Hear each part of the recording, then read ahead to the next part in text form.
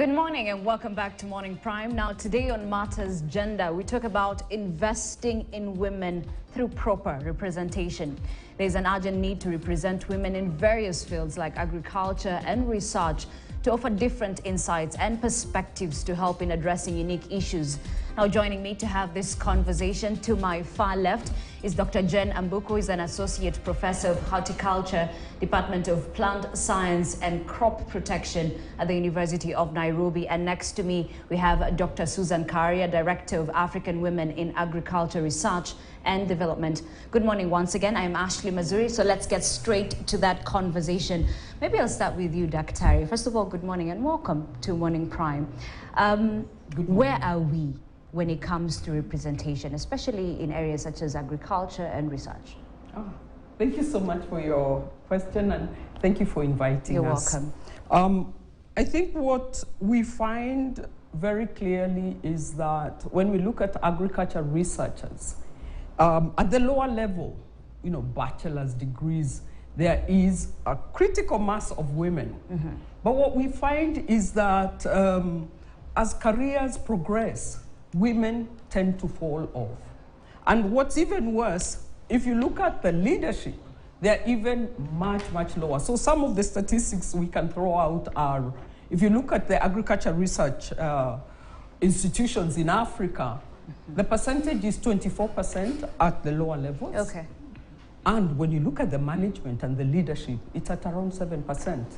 So really, really stark gender inequalities. Okay. Dr. Jen, maybe you could, because you're a lecturer, you work at the University of Nairobi, as she's mentioned, at the bachelor level, things seems to be okay. But as we progress, something goes wrong down the road. So what exactly is the problem? Yeah, thank you also for having us this morning. Yeah. So, first of all, I have to say that when the children are transiting from high school to the university, sometimes they do not know what studying agriculture is all about. There's misconception that agriculture is farming. So we have a challenge actually right from high school, because the children don't deliberately choose to study agriculture. So so the few that get into the system get there sometimes not by choice, but because they didn't get to do medicine, or they didn't get to do to be pilots or engineers, and so that becomes something of a fallback plan. But I think we need to disabuse that notion that agriculture is farming. It's not. It's science.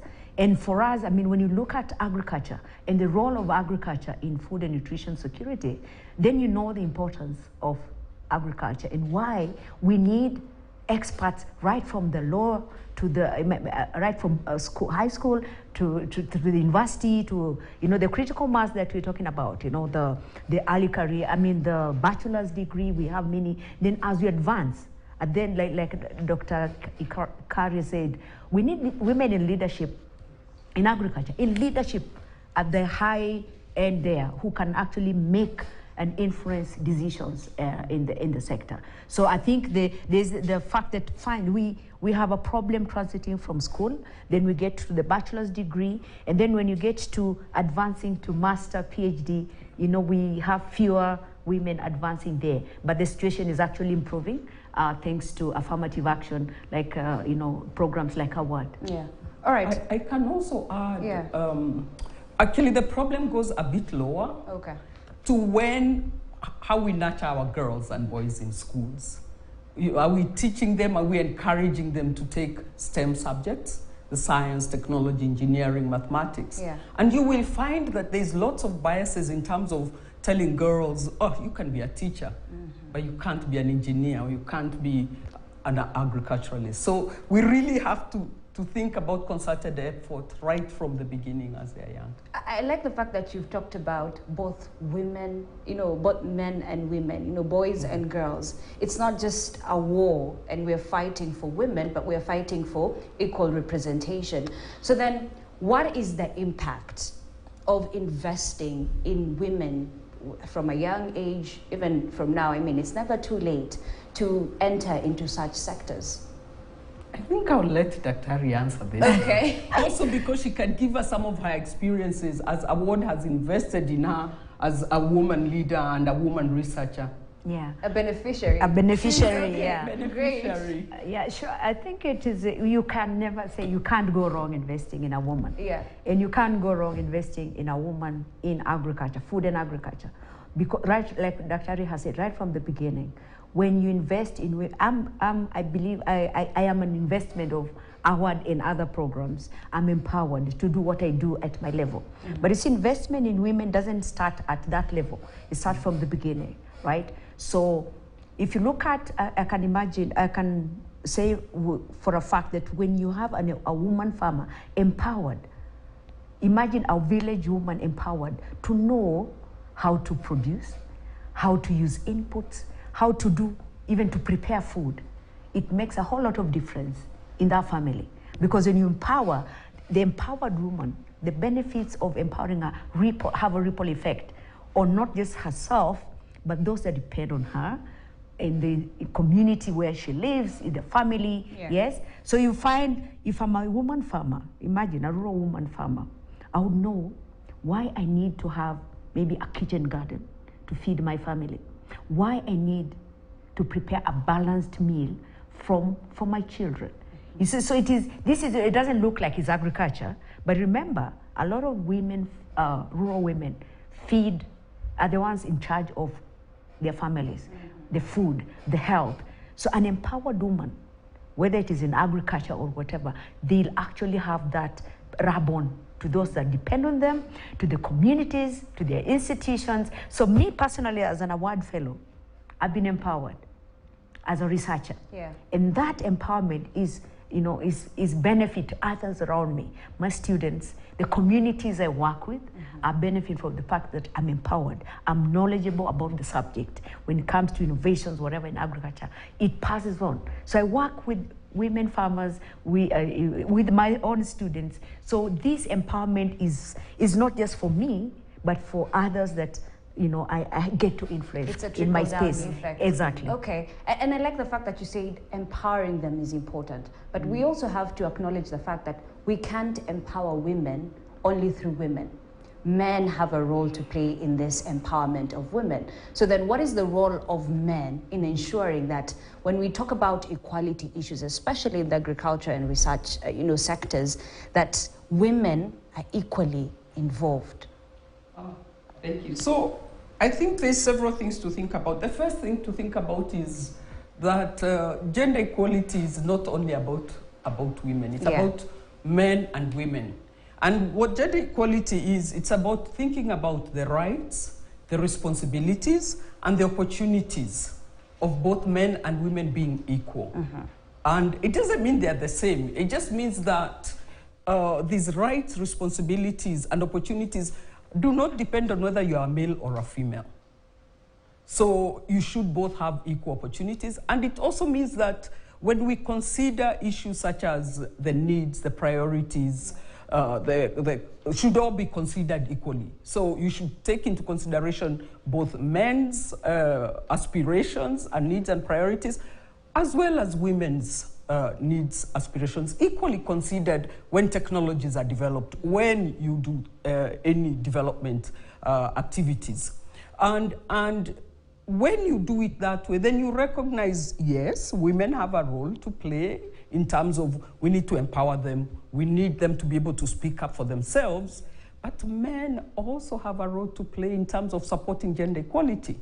They also need to know that we do want these men to become champions and to recognize that if a woman is empowered, it doesn't mean that you're taking it away from them. It's actually a win-win situation for both of them. And there's a big push now for what we are calling gender transformative approaches that really seek to engage and dialogue with men to make sure that they are supportive of gender equality. Okay.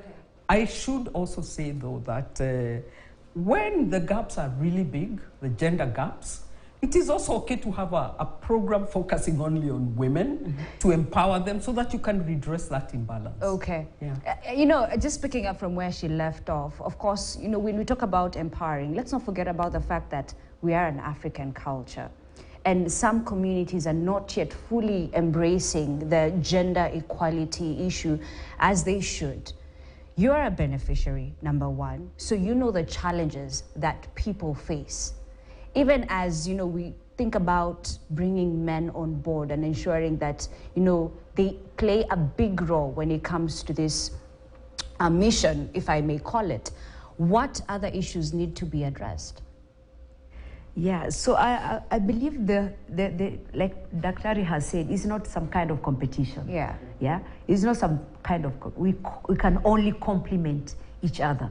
And I think anybody who has worked in a, I don't want to say a gender equal kind of team, you can see how we complement each other. There are things men can do, there are things ladies can do, there are things we can both do. And putting all these, you know, different capacities together, that's how we can achieve, you know, the desired growth that we want. Yeah. So yes, we have, like Dr. said, there are ways we're trying to fill up this, you know, fill the gender gap. Yeah. Especially in research, there have been opportunities that have sought to, you know, just to benefit women. Yeah. And I will have to say that we are getting there.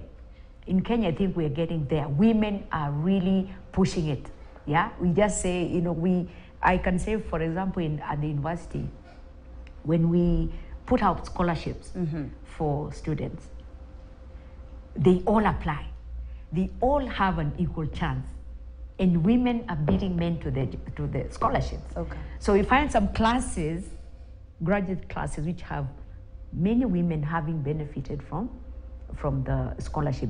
But we are thinking, like, and I know there has been a lot of talk that, hey, we're empowering women and forgetting the men. Yes. So the men are feeling intimidated. Exactly. I don't think I don't think that is the situation. It's just that, like you said, women lagged behind for a long time. So they're catching up. And so I want to believe that we are not in any kind of competition between men and women, but just to ensure that you know, nobody feels left out or disadvantaged as others, you know, push them. I know the award has worked very hard to raise the profiles of women in agriculture on the continent, and and at some point it brought in men. Yes, because they realized that this journey, it can't be a women alone thing. So I believe we can partner. We are partners in this.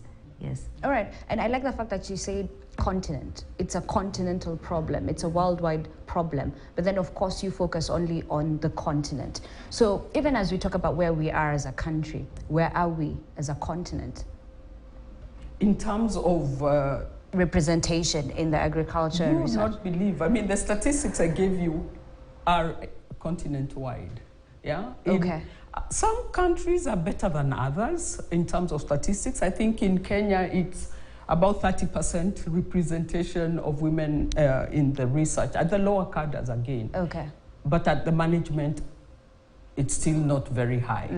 So as a continent, we really do need to have concerted effort. And as Dr. has said, this is why programs such as award can actually have a really important role to play in terms of changing the dynamics. And as she says, our newest program called the One Planet Fellowship, we've recognized that it's important that, yes, we empower the women researchers, but also to bring on board these men as well who are researchers. But what we want is to build their capacity to also do gender research. So, you know, building a critical mass of expertise, working on gender issues in agriculture, but having both men and women. All right, but just still staying with you. Yes, some countries are doing better than others. We want to move as one. How do we ensure we do that? I think what is really important is we must, the kinds of Pan-African programs like award, where we are actually working in we've had fellows, we've had about 641 fellows, award fellows, and they've come from about 26 countries in Africa. And what's important is this kind of program that brings them together as they learn leadership, as we train them on leadership, we train them on science skills, we train them on mentoring, but they're learning together. So we are seeing what's happening to Nigeria, which is really moving forward, to Ghana, what's happening in Rwanda, because there's lessons to be learned there. So having these kinds of Pan-African programs is hugely important in terms of sharing lessons and learning from each other. And our ward has done that extremely well. All right, someone who is watching us may wonder, these women are really passionate about what they're talking about. But then, so what is the relation between now policy, agriculture, research, and gender equality? Maybe, Dr. you can answer that. Yeah, so they say, okay, a lot of the things we talk, people think they're just, some people think we're just talking. Yeah. But as researchers, I think, Dr., what we need to, shows like this, we bring out facts. Somebody's going to check those facts to see that those facts are there. But as researchers, I think one of the things we are deliberately trying to do is to ensure that the research we're doing brings out this evidence. Yeah? Because if you're going to tell, the ministry, we have Ministry of Gender, right? To invest or put some resources to empower women in the villages because of ABC. They need to see evidence that actually investing, putting a certain amount of money to maybe train women or bring some programs that help women in agriculture at that level have the benefit.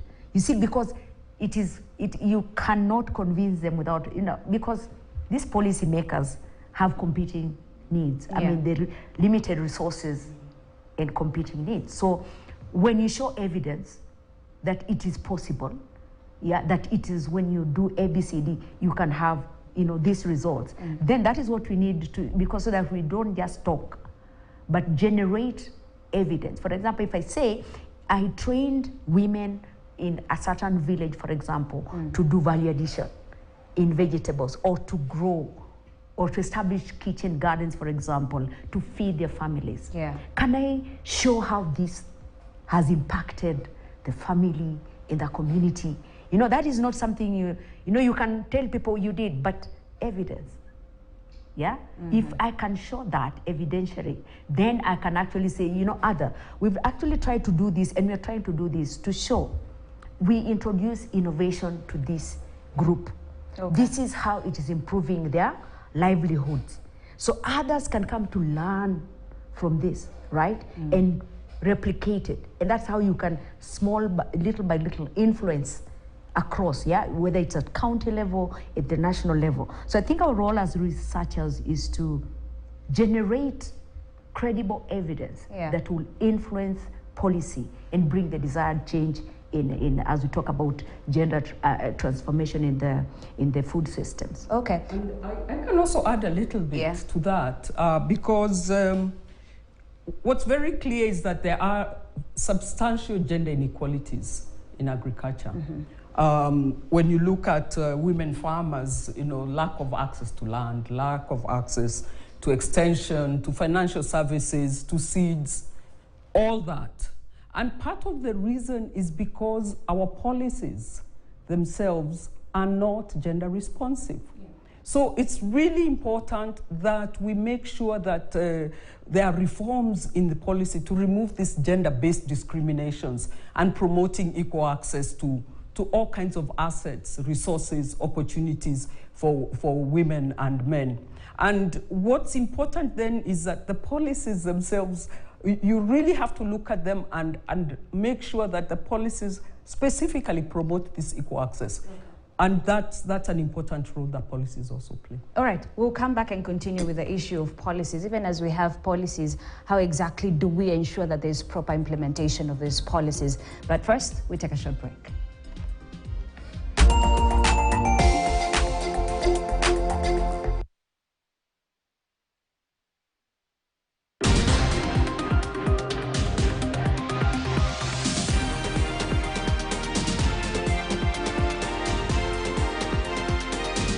KTN News. Get the whole story.